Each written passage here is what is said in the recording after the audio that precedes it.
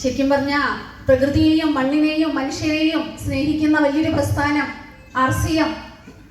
ഇന്ന് നിങ്ങൾ പുറത്തോട്ടൊന്ന് നോക്കിയാൽ തന്നെ നിങ്ങൾക്കത് മനസ്സിലാവും. രാവിലെ മുതൽ ഇടിവെട്ടും മഴയൊക്കെ ആയിട്ടിരുന്നപ്പോൾ ഞാൻ മൂർത്തി സാറിനെ നോക്കി എങ്ങനെയൊക്കെ ആയിരിക്കും പ്രോഗ്രാം എന്ന്. പക്ഷെ ഇപ്പൊ നോക്കൂ, പ്രകൃതി തന്നെ അതിനുള്ള സാഹചര്യം നമുക്ക് ഇവിടെ ഒരുക്കി തന്നു എന്നുള്ളതാണ്. ഇനി ശരിക്കും പറഞ്ഞ RCMന്റെ ജേർണി ഞങ്ങൾക്ക് തുടക്കം മുതൽ ഇങ്ങനെയൊക്കെ തന്നെ ആയിരുന്നു. മുർജർ പറഞ്ഞ പോലെ 2005 സാർ ഈ RCMൽ മെമ്പർഷിപ്പ് എടുത്തപ്പോൾ ഞാൻ ഒരിക്കലും വിചാരിച്ചില്ല സാർ അതിനൊരു പ്രൊഫഷൻ ആക്കി എടുക്കും എന്നുള്ളത്. 2006 വലിയൊരു പ്രോഗ്രാം ബാംഗ്ലൂരിൽ അറ്റൻഡ് ചെയ്തപ്പോൾ അദ്ദേഹം എടുത്ത ഒരു തീരുമാനം എന്നെ മാത്രമല്ല എൻ്റെ കുടുംബാംഗങ്ങളെയും ഒക്കെ ശരിക്കും പറഞ്ഞ അക്ഷരാർത്ഥത്തിൽ ഞെട്ടിച്ചു കളഞ്ഞു. 2 വർഷത്തോളം 2006, 2007 എന്നൊക്കെ പറയുന്നത് എൻ്റെ ജീവിതത്തിൽ ഞാൻ ഓർക്കാൻ പോലും ഇഷ്ടപ്പെടാത്ത കാലഘട്ടമാണ്. കരഞ്ഞുകൊണ്ടിരുന്ന ഒരു കാലഘട്ടം. അന്ന് ഒരു കൗൺസിലിംഗ് തരാൻ, അതായത് RCM ഇങ്ങനെയൊന്നും അല്ല.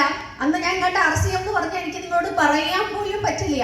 കേവലം 20 പ്രോഡക്റ്റുകൾ, അതും കുറച്ച് സോപ്പ് കട്ടകളും അല്ലാതെ ഒന്നും ഞാൻ അന്ന് RCMൽ കണ്ടിട്ടില്ല. ഒരു വിജയിച്ച ലീഡറിനെയോ അല്ലെങ്കിൽ ഒരു നല്ല RCM ഔട്ട്ലെറ്റോ ഒന്നും കാണാത്ത ആ സാഹചര്യത്തില് RCMന് ഒരു പ്രൊഫഷൻ ആക്കി ഇദ്ദേഹം എടുക്കാൻ വിചാരിച്ചപ്പോ എല്ലാവരും പറഞ്ഞു നിന്റെ ഭർത്താവിന് മുഴുവട്ടാണ്. അപ്പൊ അത് കേട്ടിട്ട് ഒരു ഭാര്യയ്ക്ക് എത്ര നാൾ ഇരിക്കാൻ പറ്റുമോ അല്ലെ? 2 വർഷം ശരിക്കും കരഞ്ഞു തീർത്ത ആ സമയത്താണ് 2008 ഇതുപോലൊരു വലിയൊരു പ്രോഗ്രാം കോഴിക്കോട് വെച്ച് അറ്റൻഡ് ചെയ്യാനുള്ള ഭാഗ്യം എനിക്കുണ്ടായത്.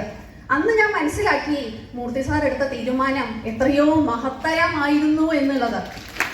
കാരണം എന്നെ പോലെയുള്ള കുറെ മൂഢാത്മാക്കള് പരസ്യം കണ്ട് മാത്രം സാധനം വാങ്ങിച്ചിരുന്ന ഒരു കാലഘട്ടം ഇന്നുണ്ട്, ഇല്ല എന്ന് പറയാൻ പറ്റില്ല. പരസ്യത്തിൽ നമ്മുടെ ഇഷ്ടപ്പെട്ട നായകനോ നായികയോ ഇതാണ് നല്ല സോപ്പ് അല്ലെങ്കിൽ ഇതാണ് നല്ല പേസ്റ്റ് എന്ന് പറഞ്ഞാൽ നമ്മൾ അവർക്ക് കീഴടങ്ങി അത് ആ ഉൽപ്പന്നങ്ങൾ വാങ്ങിച്ച് ഉപയോഗിക്കുന്ന ഒരു ശീലം. അവിടെ ഒരു വലിയൊരു കറക്ഷൻ ശരിക്കും പറഞ്ഞ അറിവിലൂടെ തിരിച്ചറിവ് തന്ന വലിയൊരു പ്രസ്ഥാനമാണ് RCM. ഞാൻ വിചാരിച്ചിരുന്നു MSc B.Ed ഒക്കെ ഉണ്ട്, ഭയങ്കര അറിവാണെന്ന്. പക്ഷേ ആരോഗ്യത്തിനെ കുറിച്ചാണെങ്കിലും ഫാമിലിയെ കുറിച്ചാണെങ്കിലും എല്ലാം നമ്മുടെ കുടുംബത്തിലുള്ള ആളുകളുടെ ആരോഗ്യത്തിനെ കുറിച്ച്, വരാൻ പോകുന്ന സാമ്പത്തിക സ്വാതന്ത്ര്യത്തെ കുറിച്ച് ഈ അറിവുകളും തിരിച്ചറിവുകളും തന്ന ഈ ഒരു പ്രസ്ഥാനം ശരിക്കും പറഞ്ഞാൽ 19 വർഷം കഴിഞ്ഞ് ഇന്ന് ഈ രൂപത്തില് നിങ്ങളുടെ മുമ്പിൽ ഇന്ന് പുതിയ ആളുകൾ വന്നിട്ടുണ്ട്. ശരിക്കും പറഞ്ഞാൽ ഞാൻ പറയും നിങ്ങളൊക്കെ ഒരുപാട് ഭാഗ്യവാന്മാരും ഭാഗ്യവതികളുമാണ്. കാരണം ഇന്ന് RCMനെ കുറിച്ച് വാതോരാതെ പറയാൻ ഒരുപാട് കാര്യങ്ങൾ.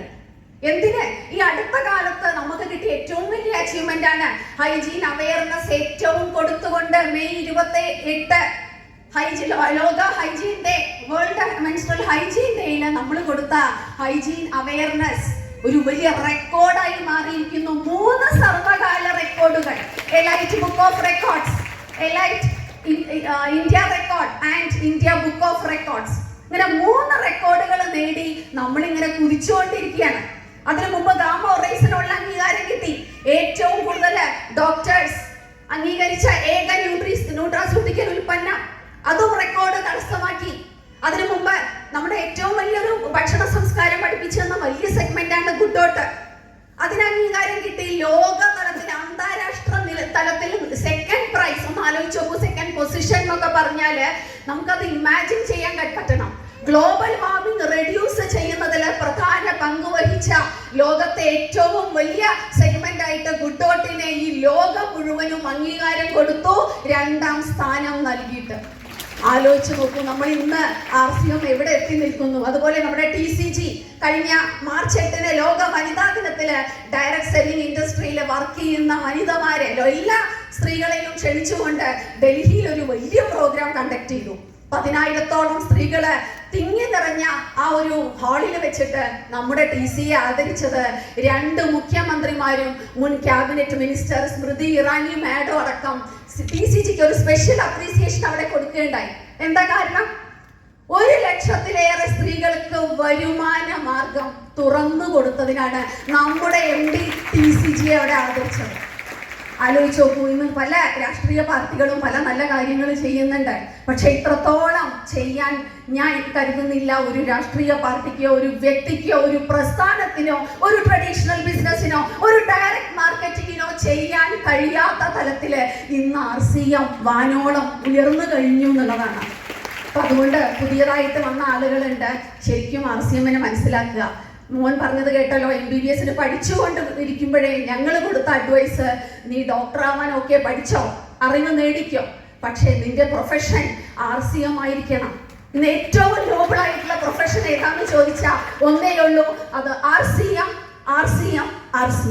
എല്ലാവർക്കും എല്ലാവിധ ആശംസകളും. ഗുഡ് RCM, ജയ് RCM.